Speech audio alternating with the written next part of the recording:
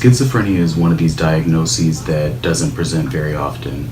If we look epidemiologically, we only see it in about 0.3 to 0.8% of the population, and whereas overall that's a fair amount of people, if you compare it to something like major depressive disorder, that would be a prevalence rate over 12 months of about 7%. So we're talking about the kind of thing that I think folks don't have a lot of familiarity with. And when they interact with someone who is exhibiting these very odd, very concerning symptoms, I think all sorts of interesting imagery and perceptions come up that often are inconsistent with folks' lived experiences. I think it's mostly important to know that most of us aren't violent. Like, there's a huge stigma that we are, like, violent and that we, like, listen to what the voices tell us to do, which not even all of us hear voices per se. It's very complex and case by case, but also we are more likely to be victims of violence than we are to actually perpetrate violence, statistically speaking, because a lot of people will see people with schizophrenia or, you know, people that are in psychosis acting up or acting strangely, like in public, and they will just beat them up.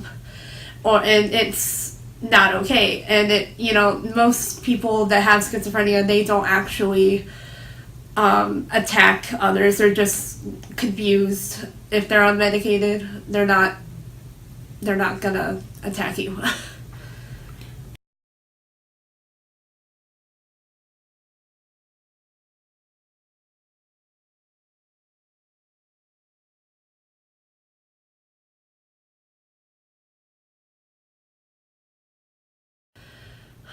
When it's like at its worst, it feels I'm just really out of touch. Like, I don't know what's going on. I'm lost. I'm confused.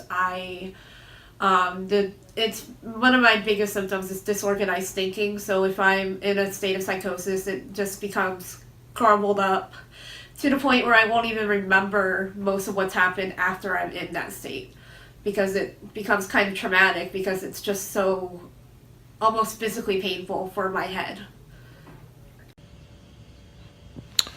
So I'm sitting here in my office listening to the Voices Project, and and it's playing in my head right now. It's really interesting because I'm trying to concentrate on doing this, and I'm hearing voices that keep telling me things and I can't concentrate, so it's a challenge. So I was sitting here reading email, trying to get through some stuff, and the voices keep saying you suck, look at you, you're disgusting, yeah, and then you're stupid, and then it says some good things. So it's just really a weird sensation to try to focus on like an easy daily activity to read email, and I can't read the email. I'm reading it, but it's not sinking into my brain because I can't register the information. So yeah, and then so it's weird. So that's my first view of this, and I'm gonna keep listening and so you can see I'm already distracted. I'm hearing what's in my head, and I'm trying to finish my sentence, and I can't do it. So I'm going to sign off right now. Whew, this is difficult. Well, I'm trying to do work. It's about 3:30 on Monday afternoon, and I'm about 10 minutes into this experiment.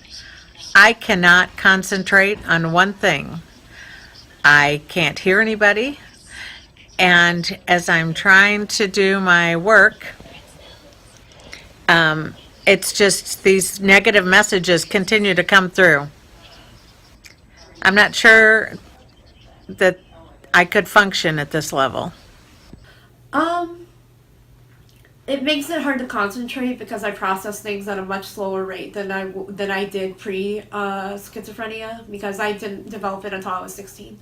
So I know the difference between a more neurotypical mind process and a schizophrenic mind process. And when I'm in class, I just if it's a lecture, for example, and it's a long one, if the professor says something that's very important, by the time I processed it and they move on to the next thing, they've moved on to a few different things. Like it's harder for me to keep up. I mean, I can still process things. That it's just I need more time. I wore my headphones again this afternoon for 30 minutes. And the one thing that struck me the most is how frightened I was hearing these voices and not able to determine which things were real and which things weren't. I can only imagine, as someone who doesn't have schizophrenia, what that would be like to encounter on a daily basis. I know that I was able to turn down the volume when it got too much. I could even pause the player when it got too much, but for someone who deals with this every day, they don't have that option. And the voices were telling me so many contradictory things. I didn't know what to believe, which things were real and which things weren't. So I can only imagine how frightened someone would feel on a daily basis with this. So I've been sitting here Don't you know it's wrong? only about 5 minutes, and I've got my office door closed. Nobody else is in here but me, and it's hard to concentrate. It's super hard to concentrate. I'll try to type something and I'll forget what I'm trying to type. I'll forget what I was looking for, or forget what task I was in the middle of. And then some of the voices are just really disturbing, like some of the stuff that they say. Either it's like, it's like borderline paranoid or very self-depreciating. I'm only 5 minutes in. I got 25 more minutes of this session, and I'm not sure how much longer I could do this. I definitely don't know how I'll be able to do this at work. And you can hear it because I got it like over the speakers now, but Your face is ugly today. Why did you use that eyeliner? You know we hate it. it's messed up. I'm just going to say it's difficult to concentrate. The negative messages that we're going through constantly really play havoc with you, and I'm just amazed at how people can function at all. In the college population, we're often very honed in on thinking about the emergence of psychosis because we know that for most people it presents somewhere between 18 and 30 years. And since college for traditional age students, whatever that means, has really transitioned to 24 being the prime age, we know that college health spaces are very frequently the first time in a person's life where they might exhibit symptoms of psychosis, which can include anything from the presence of auditory and visual hallucinations to delusions, to a lot of weird other symptoms that might mirror those of depression or something like that. But ultimately what happens is that a person loses the capacity intermittently to share their reality experience with others. So when it comes to sensation and perception, if they were to ask someone else, do you see, hear, experience, navigate the world in the way that I do, the answer would often be no, which can leave people feeling often quite isolated and misunderstood. So I'm finishing my last round of listening to the audio tracks, and It's really hard for me to even record this because I'm not sure which thoughts are mine and if the right words are coming out of my mouth because of what I'm hearing. I do know that this whole experience has taught me that schizophrenia can be frightening, but that, like any mental illness, it is an illness that involves the brain. And I'm sure that people who have this feel like people don't understand, and we probably truly don't until you can experience it for yourself.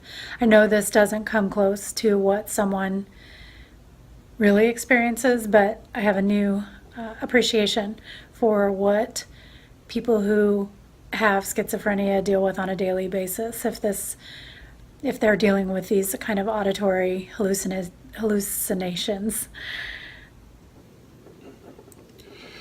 I'm just really deeply disturbed. I know it's not real in terms of the voices. The self-depreciation, the second guessing of the things that you hear while you're listening to it. I recognize fully that all individuals who experience schizophrenia don't hear auditory hallucinations. I have family members, I have aunts who experienced schizophrenia. I know it looks different for them than what I've been, participating in. I know that, sometimes it's visual hallucinations and sometimes it's just, just feeling out of touch.